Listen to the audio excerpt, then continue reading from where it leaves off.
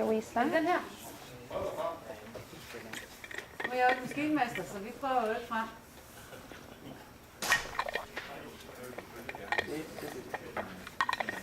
Jeg siger, det er måske ikke specielt effektivt, det her. Det er nok ikke der. Well, I think it's a sound. It's just to hear what the Ah. Er det godt nok, nu skal jeg slukke det andet også? Nej, det er fint. Sehr schön. Fint, yes.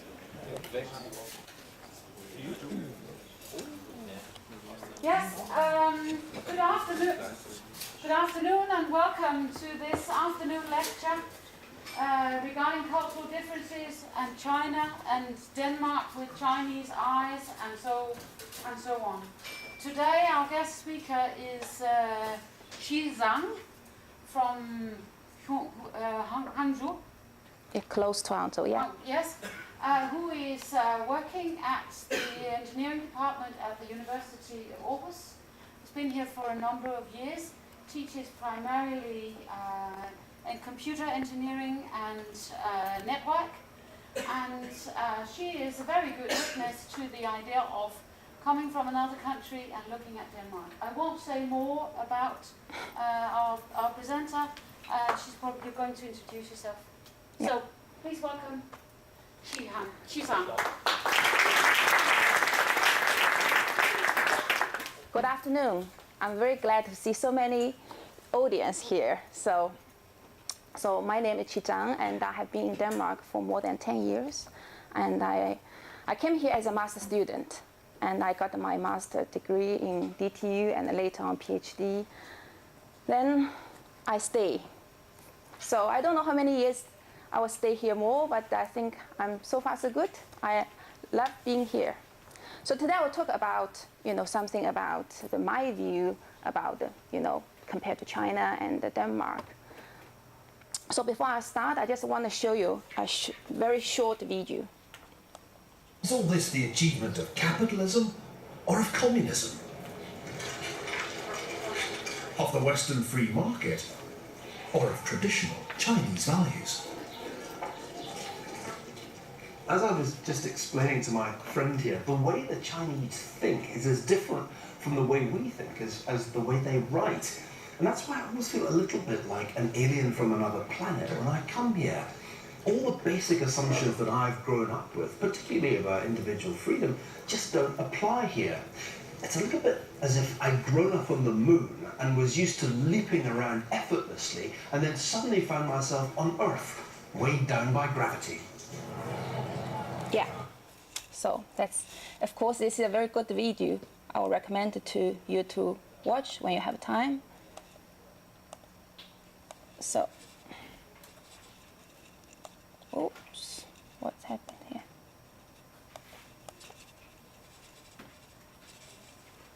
Okay, so you have seen that many of the assumptions that you used to be, that you're feeling that it's maybe not the hold anymore in China. So that's why we need to know a little bit about China if you want to go to China doing business or study. So before we start, I just wanted to make a small quiz about how much you know about China.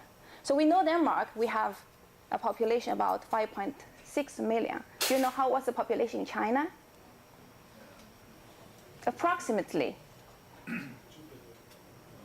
Louder. 2 billion? 1.4. Oh, that's a very close number. Yes, that's right. We have about 1.3, 1.4 million. Denmark has about 43,000 square kilometers. What is about China? How many times China, the size of China? 10 times, 50 times, 100 times, or 200 times? How many people think that's 200 times?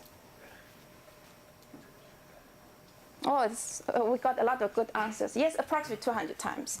So we can see actually the population is about a little bit over 200 times.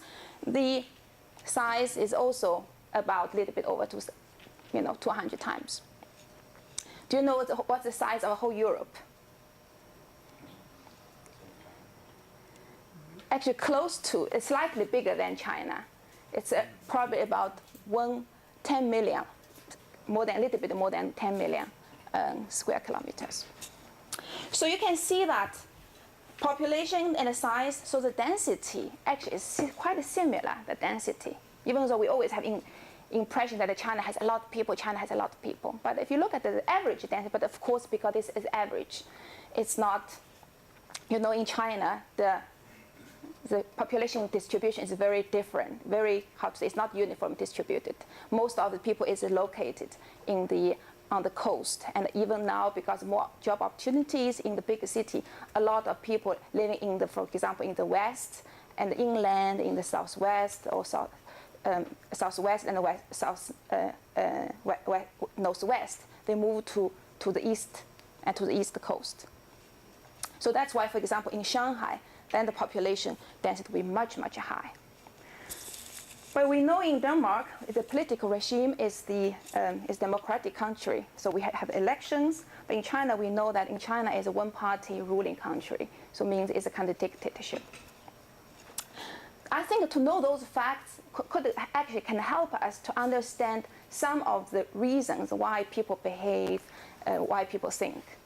Because there's always some reasons behind it. You know that I think Danes are very patient. For example, we often see Danes are quite good when we waiting in the lines, for example, when we pay to eat in the grocery store. But sometimes some people think Chinese seem impatient. You often see people wanted to cut in the queue, people are very hurried. One of the Danish lady, she has been in China for many years, and she told me one of the things that she learned in China is how to buy train ticket. Because every time she going to buy train ticket, but that was in the old days, because now you can buy in China, you can also buy online, so you buy e-bookings, no problem. But in the old days, she told me that she had to make sure that she get cash or ready. Because normally in Denmark, you buy train ticket, you say, oh, good day, and then you start to take the wallet and counting the coins. But then in China, they say, next, you wait, next, because there's no time for her to take time to pay the ticket. So that's what she learned. Things like hygge. So we always say, tak for sist, det var meget hyggeligt. But I think, of course, hygge is very difficult to translate to proper words, maybe cozy, but it's not exactly equal to cozy.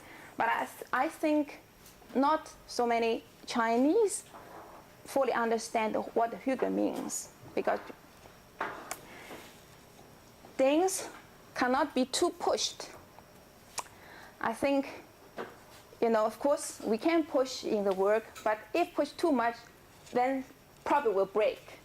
And then no, let's stop, I cannot do anymore, But I think Chinese have an incredible capacity to endure.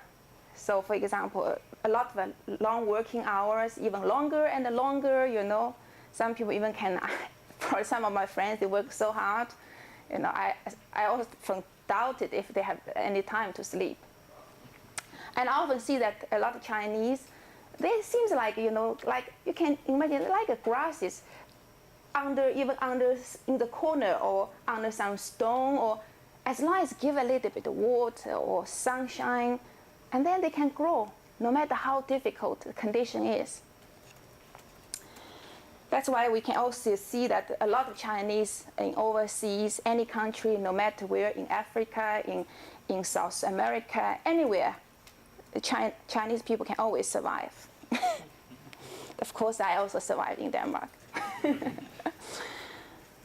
Actually, Chinese and the culture with Danish culture has something in common as well. For example, jantelov. In Denmark, we have jantelov, means that we have to be modest, have to be humble.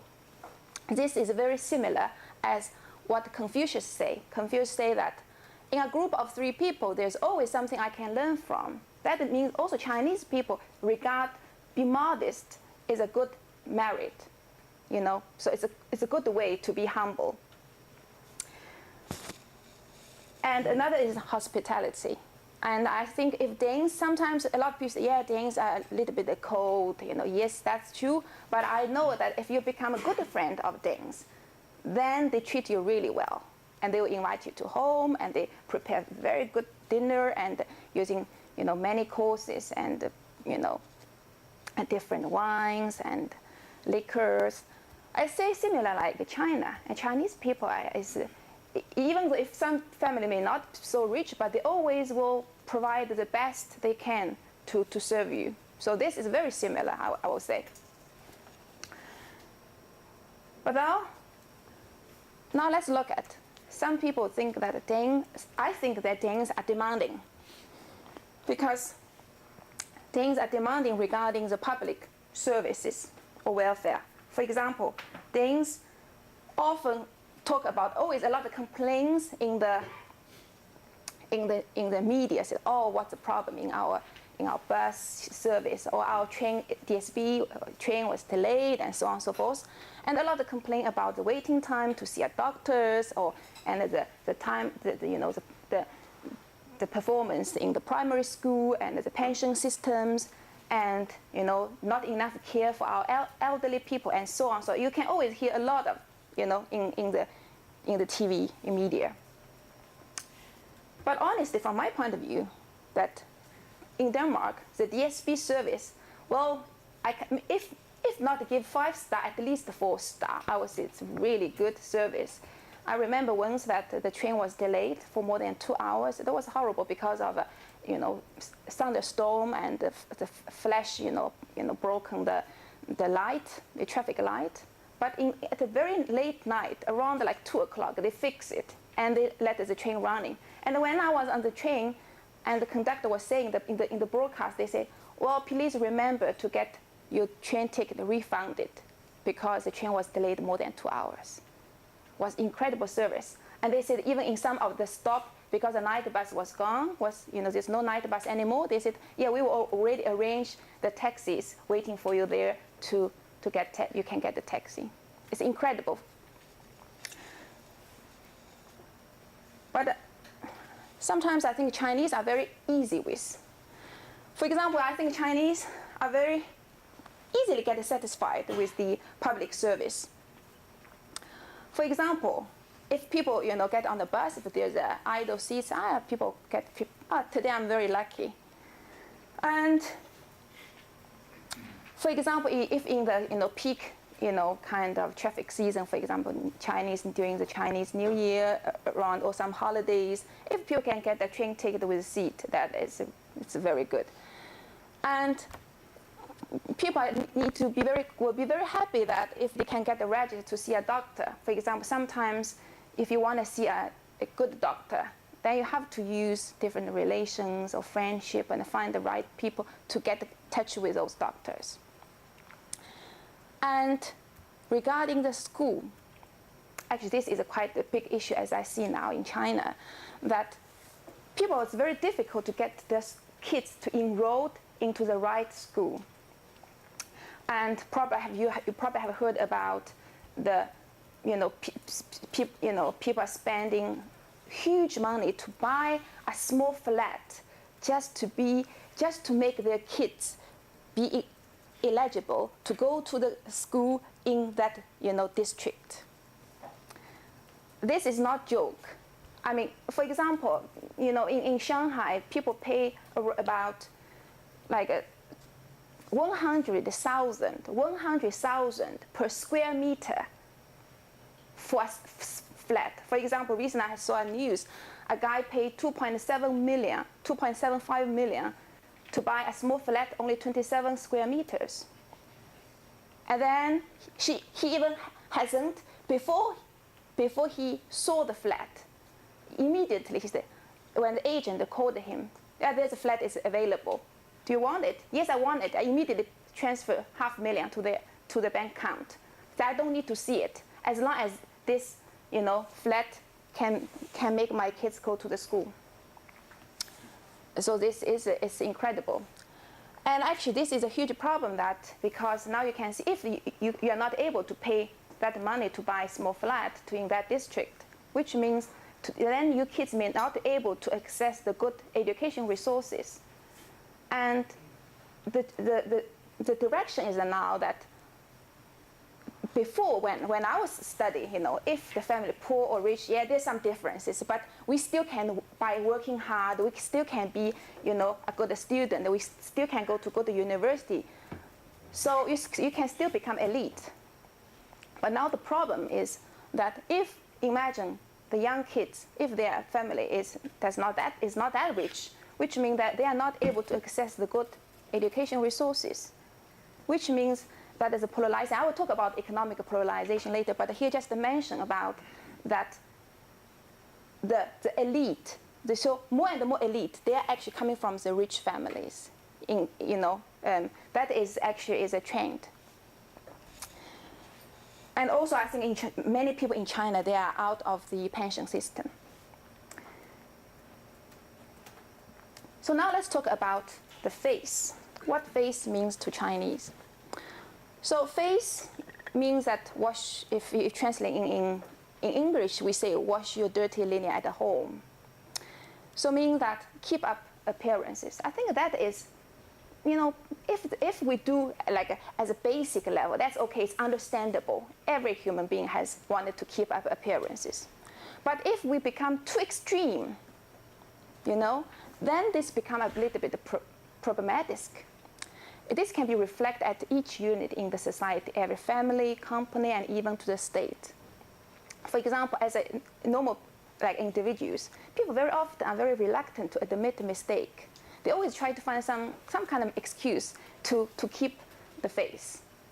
But if you look at this, as an individual, might be okay, sometimes we can tolerate that, let's say. But let's say to a state, that is sometimes, I would say, is unacceptable, because very often that they will cover up the truth. For example, after some catastrophe, or you have this contagious disease or some other things, then you never know the number, how many people died or injured during that accident. And this also, of course, also will relate to the media freedom, because there's no media freedom, so then you cannot know the truth. Another thing is because of the face, because wanted to have a good face towards outside, there are a lot of many irrational decisions we call irrational face projects. And they are using the taxpayers' money. They want to, for example, show the power of the state, or the province, or the city. Typically, for example, probably some of you still remember the opening ceremony of Olympic Games in Beijing, that it spent a huge amount of money, but that was really magnificent, right? It's beautiful. But on the other hand, also a lot of Danes, they think that it's really overspending. And also another example, as happened recently, that I think in the beginning of September, probably you know that the G20 top meeting was in China. That was in my hometown, in Hangzhou. That was only 2 days, September 4th and the 5th. But just because of these 2 days, Hangzhou, they spent multiple billion pounds to doing the preparation. And they spend money, to renovate the highways and paint the facade of the buildings for free, So that's good for the normal residents. So they paint all the buildings, and they plant the trees. And then the worst thing is they force people to leave the city because they don't want to make the city look so crowded. So they propose a lot of kind of policies that, they make this 7 days, they make 1 week, before the conference. That is 7 days public holiday. So people, for example, the residents in Hangzhou, they will have that free, this 7 days public holiday with paid. Okay, that's good. And then a lot of tourist agents, they offer different tourism package. So they can travel to the nearby cities with a very cheap price. They just want to offer a lot of things, force people, or maybe say give some incentive let people to leave the city. And then all the non-Hangzhou residents, for example, like a master student or PhD student or other workers, like normal labor workers in Hangzhou, then you have to leave from August 1st. At that time, I was a visitor.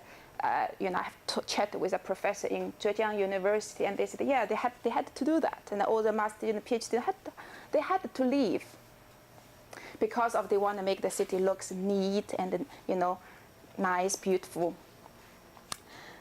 And then also, for example, because of want to keep the faces, very often you can see that China's a lot of economic figures are in a way are manipulated. So a lot of people kind of don't trust those numbers, the growth rate, but those numbers, for example, it's very important. For example, what is the growth rate of GDP?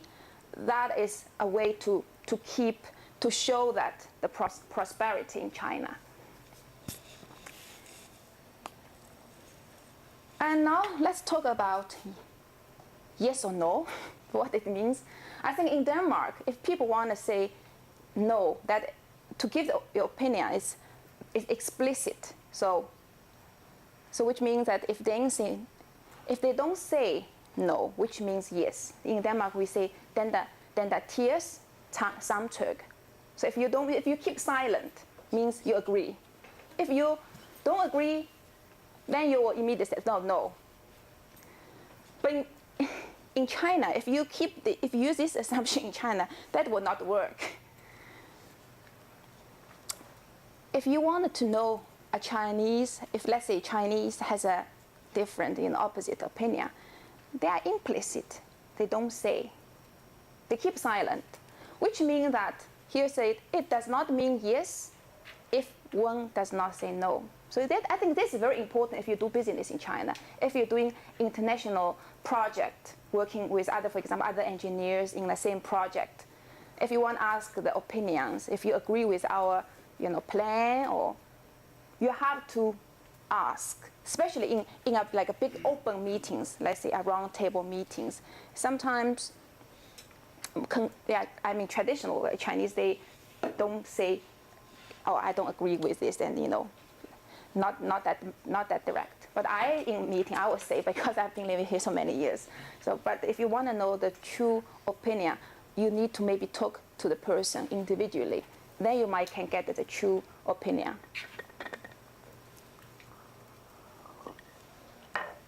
By the way, if you have any questions, you can always stop me, and or if you want me to have some more elaboration about some of the statement.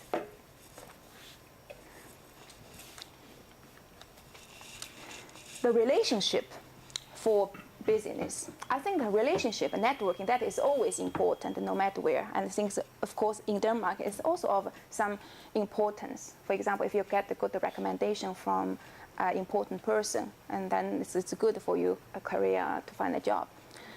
But in China, that is of paramount importance. I have some Danish friends, they're doing business in China. And the problem is that is the first Chinese words they learn that is 关系. 关系 means a relationship.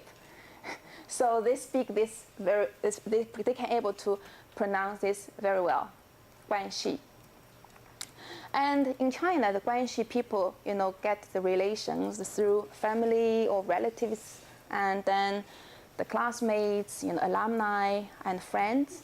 So that is how people build, kind of relationship. People just find something in common. We are graduated from the same university, or we coming from the same city, or something else.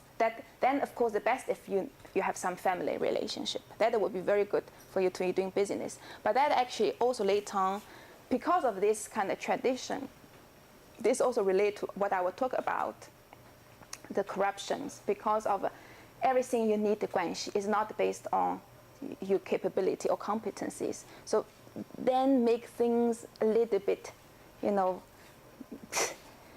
way that is a little bit unfair, in a way that, so that's why people make a corruption doing,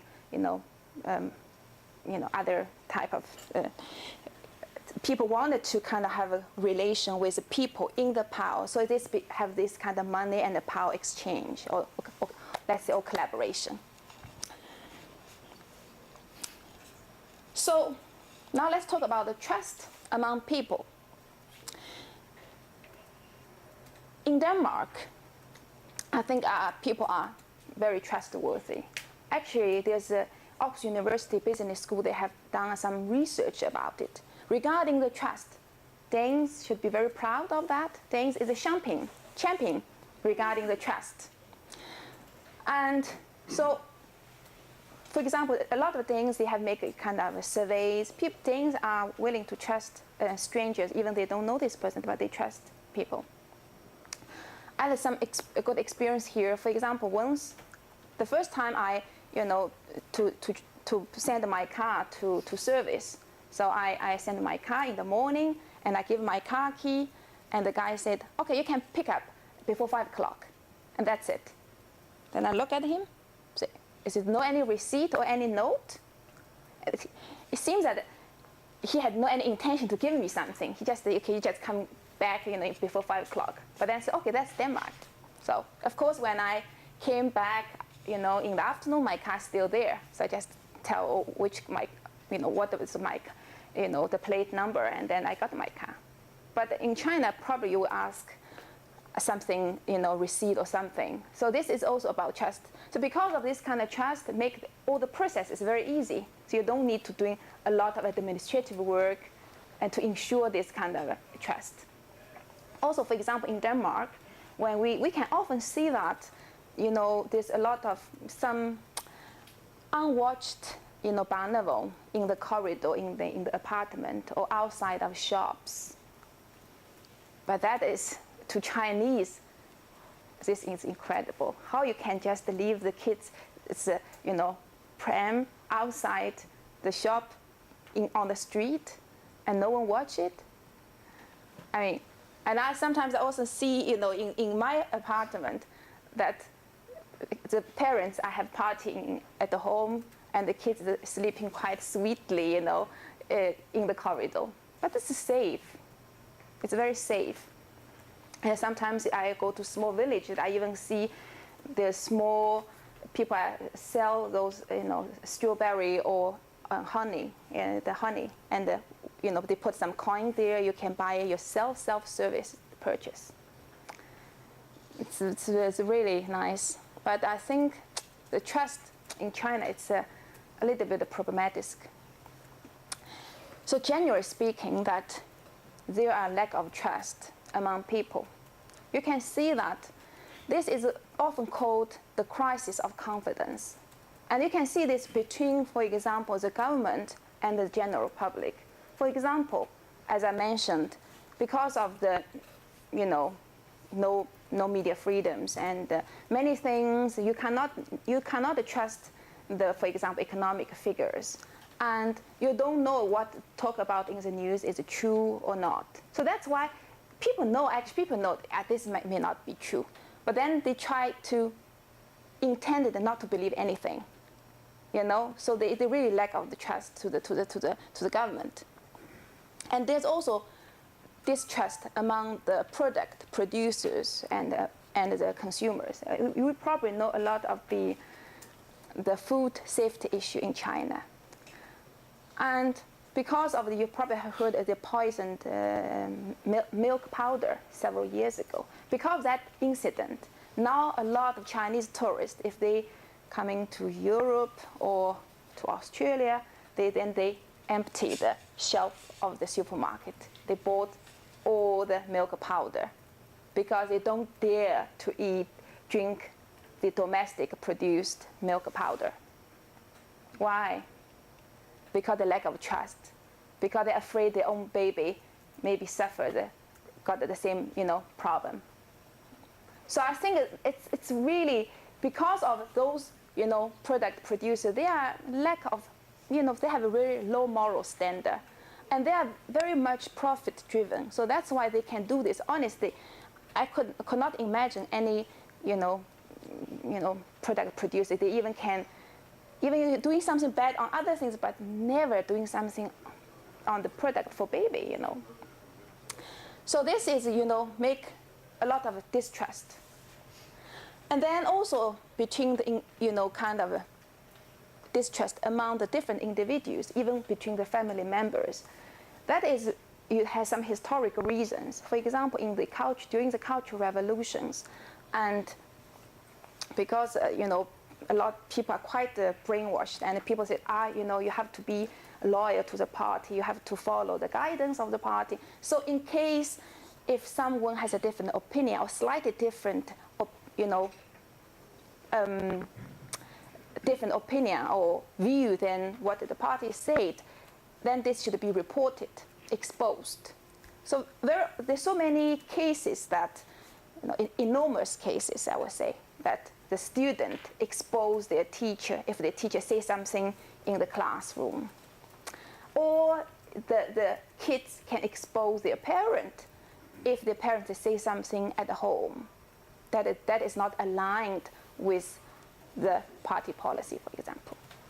So this kind of distrust also among individuals. It's a little bit unfortunate, but that is really happening. So now let's look at how the attitude towards the environment and the nature. I think in Denmark, we are very environmental friendly. For example, we advocate the green energy, and we use the windmill, and we focus very much about that. For example, we use what's called the alpha varm. This using we collecting the trash and then we reuse it. This is it's a really good way to keep the environment clean. But in China, I think environmental problem is one of the most concerned problem, as similar as food safety. Since 1950s, after 1949, that the Communist Party, they advocate the nature remodeling, which means that they want to change the nature. They think that the human being can always conquer the nature. So, for example, they do this with a great enthusiasm. Then, for example, in the internal Mongolia, that has a grassland. In the old days, grassland. But then they want to transform the grassland into the farmland. At the beginning, because grassland, they are very rich, the soil, everything's very rich. So maybe the first few years, great, they harvest, the great harvest.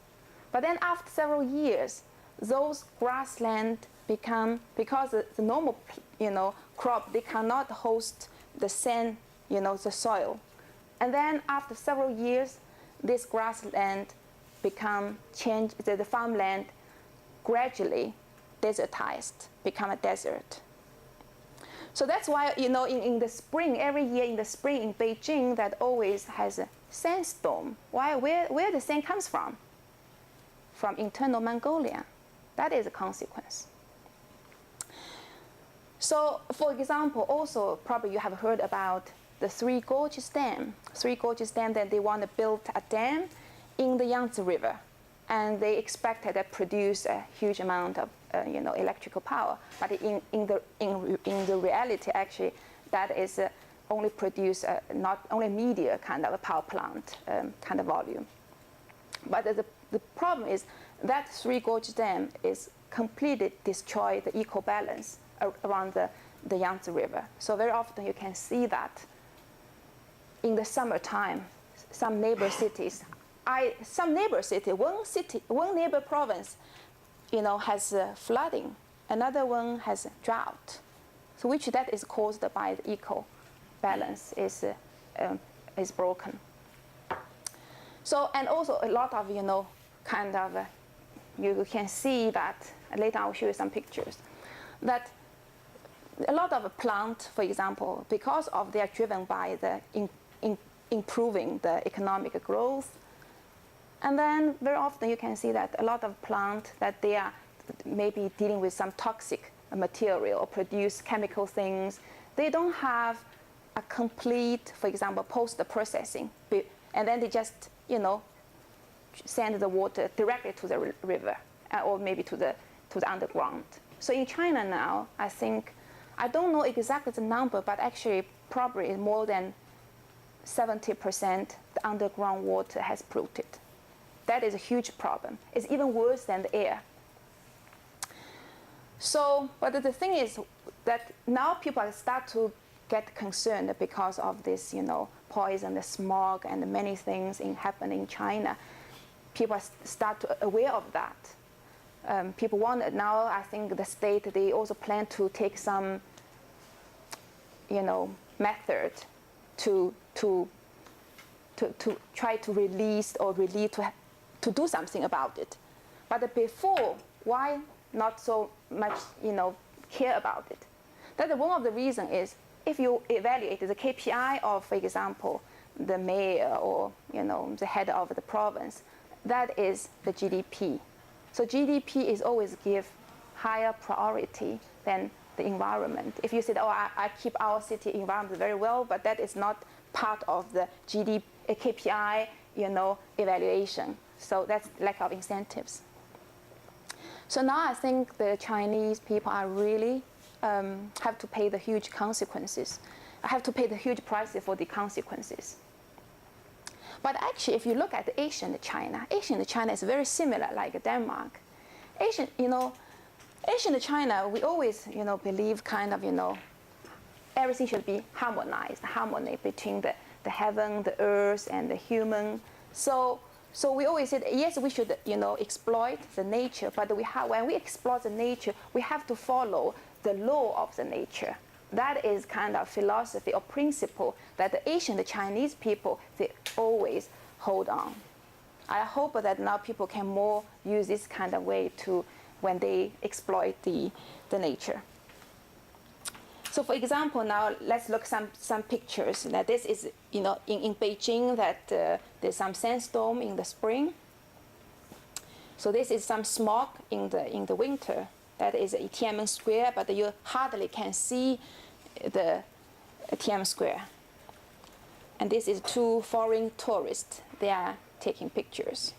And that, I can't remember, this maybe in 2013 or 2014, they have the marathon competition in Beijing. So, and we also have a lot of polluted rivers and lakes. So it's incredible. It's very sad to see that. Okay, I think, should we have a break now? Should we have a short break? Yeah? Oh, it's already 2. Is it 2? 2 for 5 minutes? 5 minutes? Yeah. 5 minutes?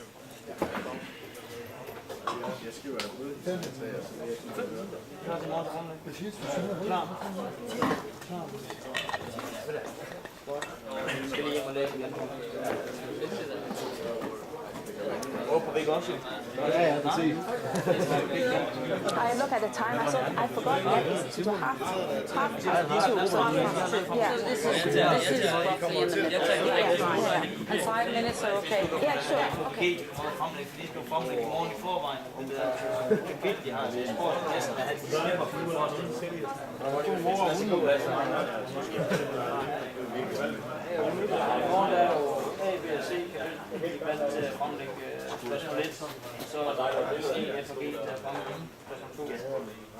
Og G-gruppen, de har været fremlagt i morgen, så det kan godt være fint, så det kunne lige efter for os.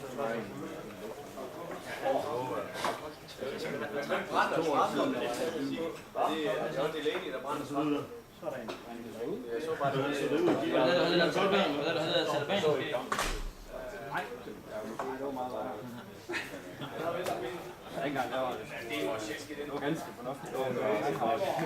Der var der også nogen, der ikke gjorde det bedre, så der kunne du bare nærmest ikke se ud derfra. Og så lidt, det ikke så du prøver bare. Ej, det var bedre, den jeg lavede til 3. Jeg tror, jeg lavede ude i Sønderborg, så der havde de rigtig gode. Der er jeg... Lidt for væk. Jeg var noget lignende. De her billeder, der var imod. Hvor det var lærer. Det viser bare at se min krop, der var i stedet for. Det var ikke en skide for at sætte mig på for min tanke. Det var lærer at se min krop. Så det gik bare drømme dage, hvor man ikke gik på noget. Det er mærkeligt, at den der kugle op i stedet for. Er det ikke mærkeligt for, at den får lige på vise? Nå, okay.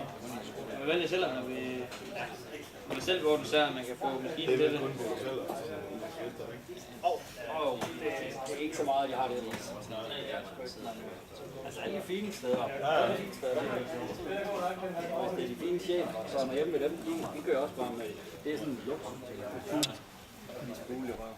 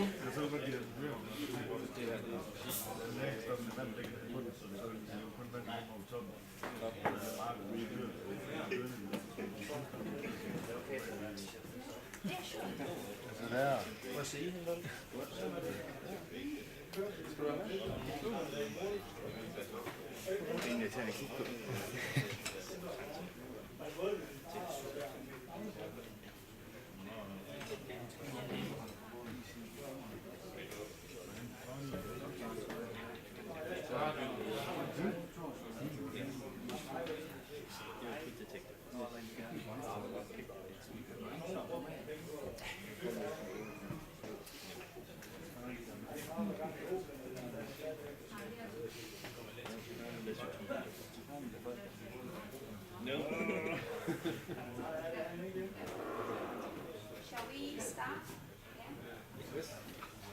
Yeah. 2 more minutes. Okay. Yeah.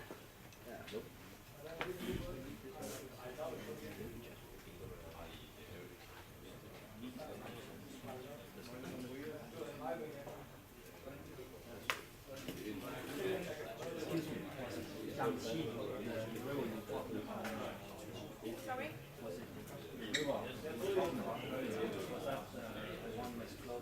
Yangtze is very long.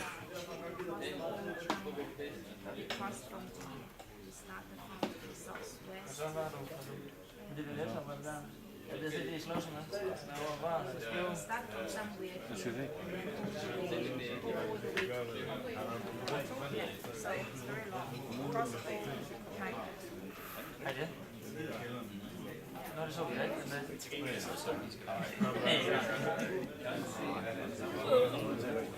Stop.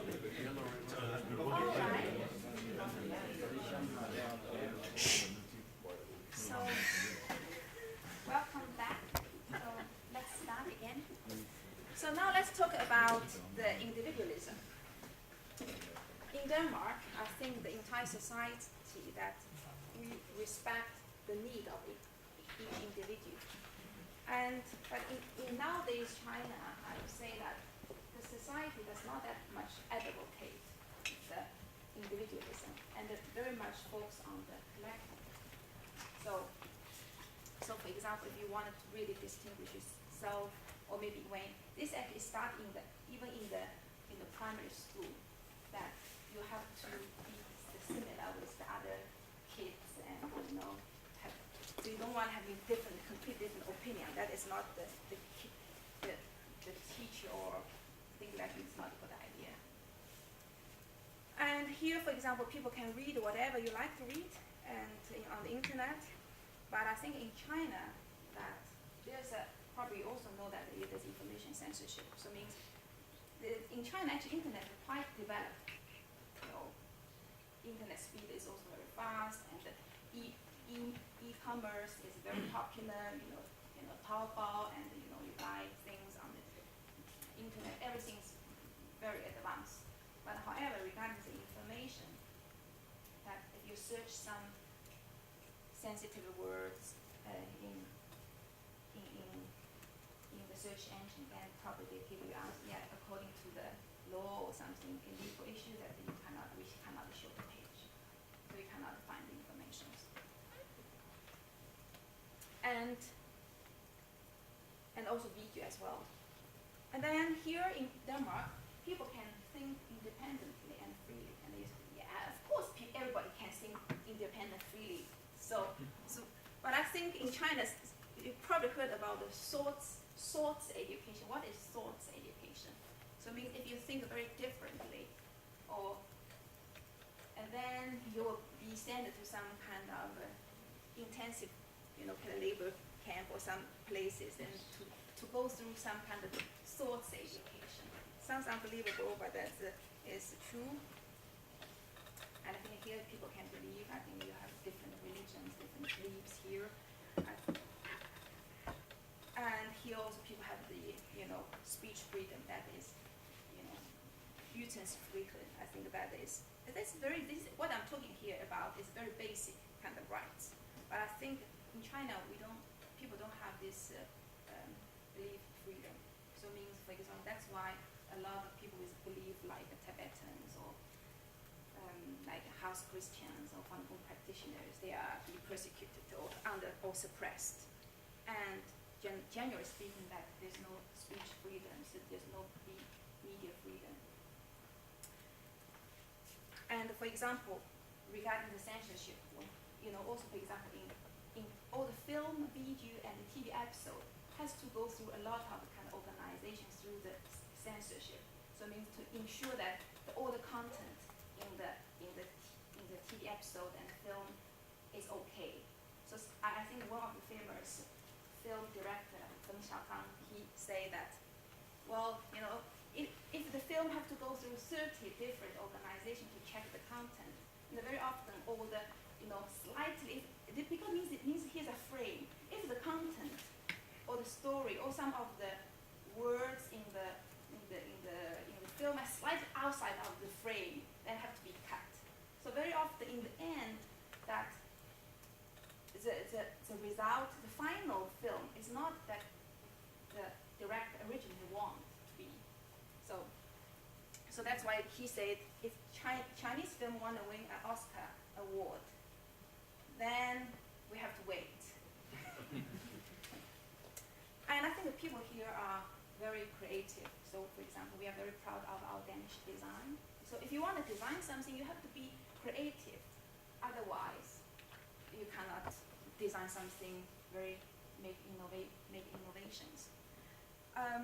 But I would say actually Chinese people are also quite creative. And because we have nearly 1.4 billion people, so we have also a lot of smart heads. But I'm talking here is more from from general speaking, like, that if you look at it on the average, I think people's creativity actually, it to large extent is constrained because of limited, because you have some kind of frame that if you want to create some good literature, write a good article, poem, and then you are limited. You are limited by the frame. And for example, also, probably you have also heard about that in the university, that in China there's a so-called 7 forbidden kind of topics. For example, student or teacher should not discuss about universal values, should not talk about the media freedom, because these are very sensitive. I should not talk about the civil society, should not talk about the civic rights. and should not talk about the mistake of the party, and should not talk about the judicial independence, and should not talk about the crony capitalism. And those are the 7 topics are forbidden. And I think last year, or I cannot remember exact time, I think the Minister of the Education, he said we have to throw out the Western ideology out of our textbook. That is, but actually Marxism is from West, from Europe. So a bit ironic, but that is the reality. So I think if something I'm talking this in the Chinese university, probably I was thrown out of China. Okay, just to give you an example, a little bit elaborate about the internet censorship.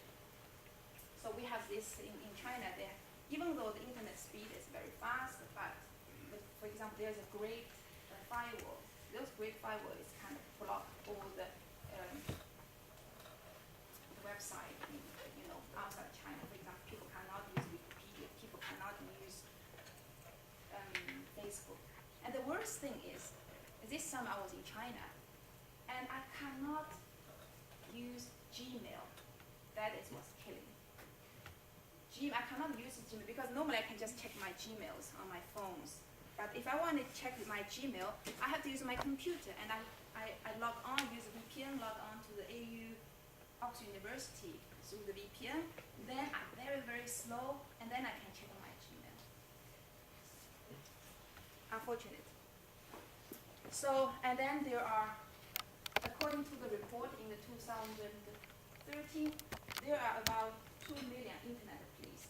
So what their job is, sitting in front of screen and to see who writes something, who sends something, anything sensitive, or if someone, for example, put some sensitive pictures or videos on their blogger, and then this person will immediately contact or invite to the police station to have a chat, to maybe have they always invite to have a cup of tea. And according to the Amnesty International, that in China has the largest recorded number of imprisoned journalists and cyber dissidents in the world. According to the Amnesty International 2012 annual report, that China spent about $112 billion that is spent on this, suppress their own people, and this number is more than the military expense. So they use this money to pay these 2 million, internet police, and to house arrest, those dissidents or many other things. The 2 million, are those people working? Yeah, this is their job. People working, this is the The job, yeah. 2 million people. Yeah, so 2 million internet police, people, yeah. So this is of course, provide a good job opportunity, increase job opportunity. But even though this number is kind of scary, but I'm still positive, because I think more and more internet is something that is a technology that is to help us to share the information, And with advances of the internet, I think even though they can block a lot of things, but it's still more and more difficult to block information. And also now with smartphones, if something is happening and people just took a picture and upload. And then maybe after half an hour or 1 hour and maybe half day, and this picture is, pictures are deleted. But then this picture maybe already be forwarded to somewhere else, maybe already forwarded to the Europe or America, and already have another copy in the server somewhere else, and we can still see it. And this happens many times.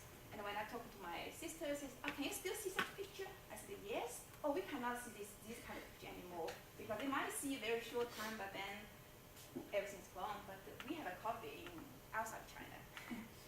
So, and also more and more people are bloggers, and they're using the social network, social media, for example, WeChat.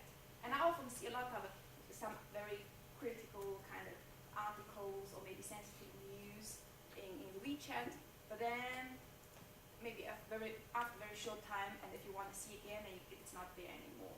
So, but I still believe that more and more people are awakening, and there's also people after good education, and they can distinguish what is good and what is not, what is right and what's not right. And if we talk about the decision, how the decision is made, I think in Denmark, we always encourage debate. So always a two-side, people want to hear different views. One good example I always want to use that is Ved Qi Zang in Copenhagen in 2012.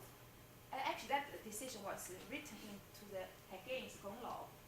And they wanted to make this, paid ring in Copenhagen. But then afterwards, all the Copenhageners, people living in Copenhagen, they don't like it. They did not like it. So then the government said, yeah, okay, you don't like it. No, let's cancel the decision. That's how things work, because this government is elected by people. If people don't like it, then you have to change. You have to change somehow. And we often hear different debate in the TV, in the radio, always. Even some very small things, they are discussed, they are debate. So the people always, they like to challenge the authority. It's very interesting. And even though sometimes the process becomes very slow, but the good thing is that they make sure that all the decision is fair, is rational, and is correct. But I think in China, the decision making is very hierarchical, which means that very often it's a kind of top-down and not so much debate, and those decisions made by the top politicians. So I think people are very much, they are trained to follow the command, take the command and do what is already decided. So if you really want to challenge the authority, and very likely it will be suppressed. So this is also kind of, you can see the power distance. I also want to use the example of Three Gorges Dam. Before the Three Gorges Dam was built, a lot of scientists, they were against it. They wrote a lot of letters to the, Beijing. But in the end, no one listened. And because this is a political decision, that no debate, no scientific kind of, validations, and it's not too much rational, So now, and for example, even Three Gorges Dam, besides the economic, for example, equal balance problems, millions of people have to leave their homes, the place that they have lived there for many generations. They have to leave because the place, the normal, place, are covered by water. And still now, there's a lot of problems how to let those people settle down, because many of the provinces, they don't want to take care of those people. And now let's talk about the transparency in the organization of government. I think in Denmark, it's very transparent. I think this is also something Danes are very proud of, and the public officials are very honest and clean, and the nepotism is very rare, I would say. And I remember once I was searching for something, and suddenly I found a PDF, file. It's kind of Excel sheet, and they convert to PDF file. That is expense of one of the Urholsmedlemmers expense, the whole yearly expense, about how many money spent on the taxi, IT equipment. I was really amazed. You can find this on the internet. Just by coincidence, I just clicked. But I think this is how in Denmark. But I think in China, it is lack of transparency. And then corruption, the bribery, which is very severe and widespread. And the good thing is now the current government in China, that they are doing this called anti-corruption campaign. And during these campaigns, a large number of the top officers in the government has been, kind of being sent in a way that they have been caught and now in prison. The astonishing thing is the number, that how much money they have, for example, corrupted. Those figure is huge. It's sometimes on the order of hundreds of $1 million, or on the order of $1 billion. You cannot really imagine that. And then the nepotism is prevalent. As of course, this is also related to the relationship I mentioned before, the guanxi. Because of everything, you wanted to do something, you have to use the guanxi, so that's why nepotism is prevalent. So because of this, as I said, the close, the tight, the collaboration between the power and the money. So in China, actually, the economic polarization is in China, we have this very high Gini index. Gini index means if you have a high Gini index means the economy is not equal, very polarized. So it means rich people are very, very rich, poor people are very poor. For example, in China, according to the kind of statistic in 2009, approximately 0.4% population control more than 70% of the wealth of the country. So you can see how they are, because of this, the people with power, and they try to accumulate the wealth using the power. So you can see this, it just show you some picture, give you some idea. So this is in Beijing, so this is some place, outside, Beijing. So, but that is happening in the same area.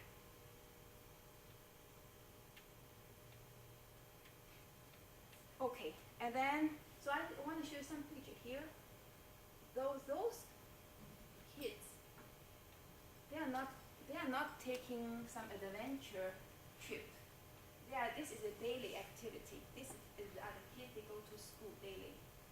That is in the southwest part in China. That is horrible, right? It's very dangerous. Sometimes I often say, if you spend multiple billion pounds into doing the FACE project in G20, we can spend a lit to the southwest province and to improve the education or to pave a good road in the mountain area. Okay, now when we talk about economic polarization, then because of economic polarization, so rich people can afford to buy very expensive things, but in a way that they also feel quite empty. So the materialism.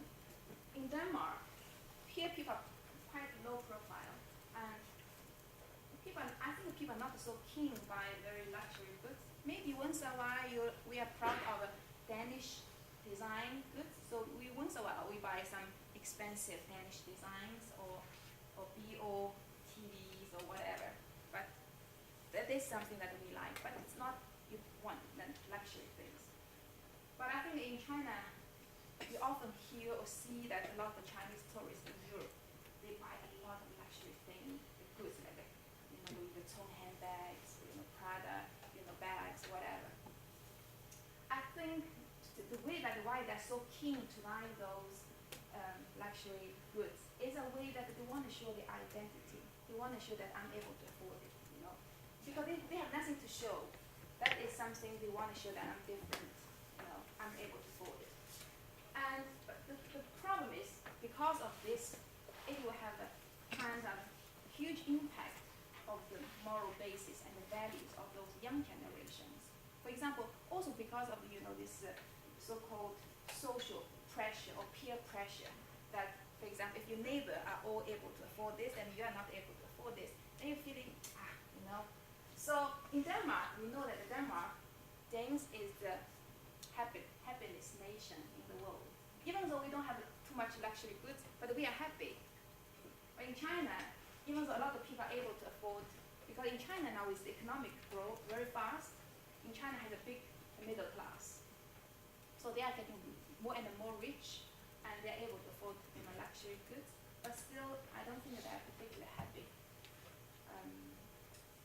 So, for example, when I was in China in this summer, I can see there's so many luxury cars, a lot of cars, even I don't know the name about it, and even in the residential area where my parents live, and very normal residential area, a lot of luxury car parked there, So you seldomly see, there's so many. For example, if people want to buy, people buy BMW or Mercedes. Seldom I see Volkswagen or Toyota, all luxury cars, but it's not so common in Denmark.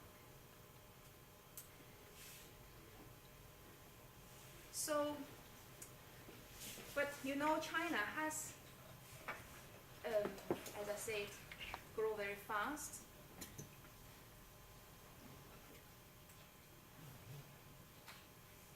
And always with also technology also very fast. I also want to show you a small.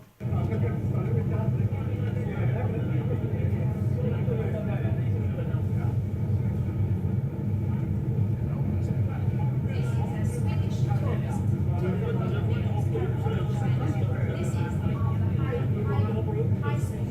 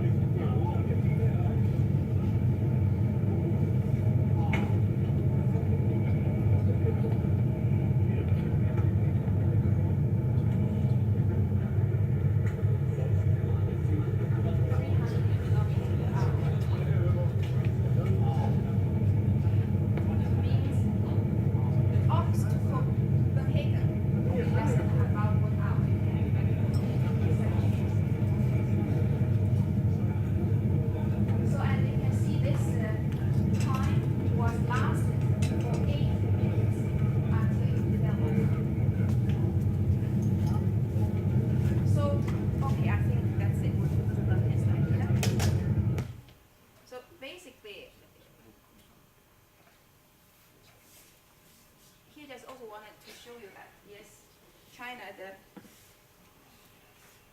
lot of,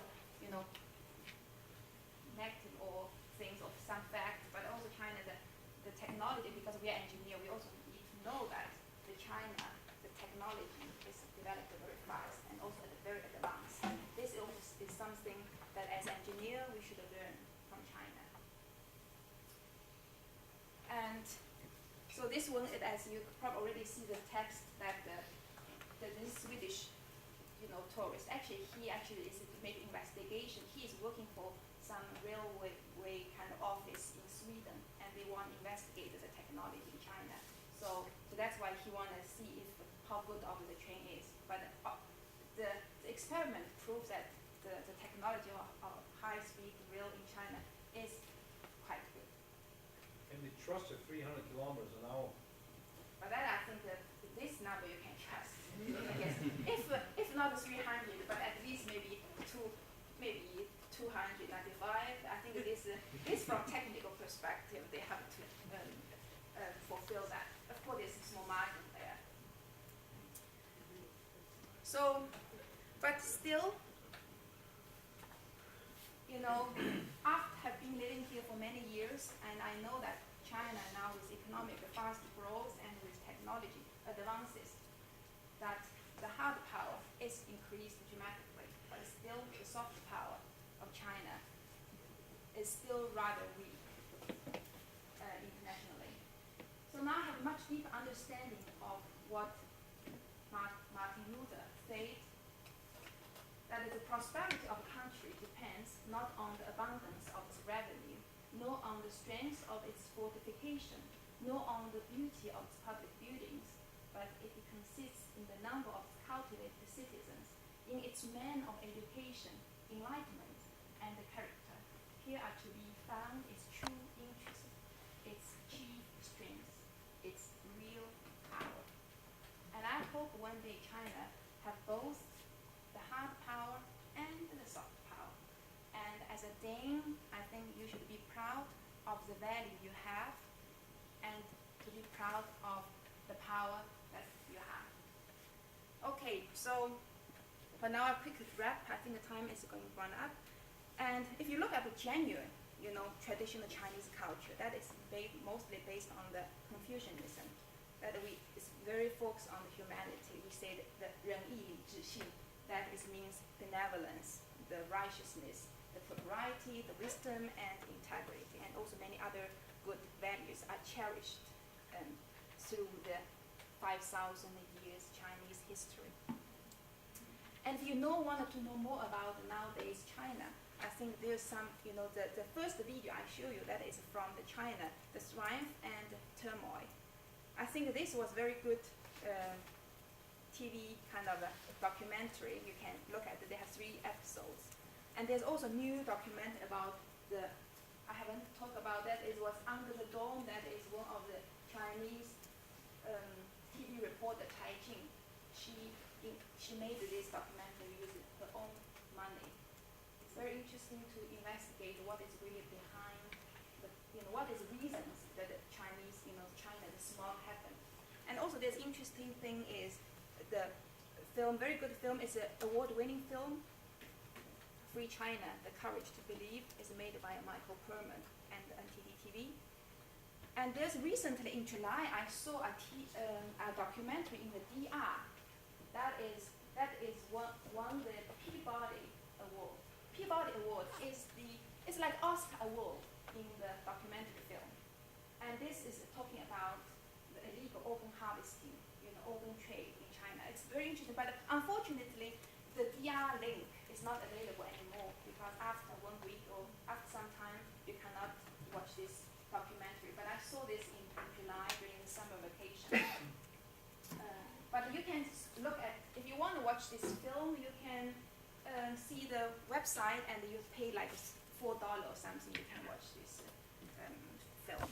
And there's also some articles in the Politiken.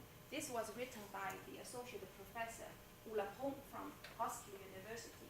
He has done research about China more than 20 years, and he has deep insights about China. I think they are very, even though it was published around 2008 or something like that, but it's still quite relevant if you wanted to know more about China. Okay, thank you very much for your attention.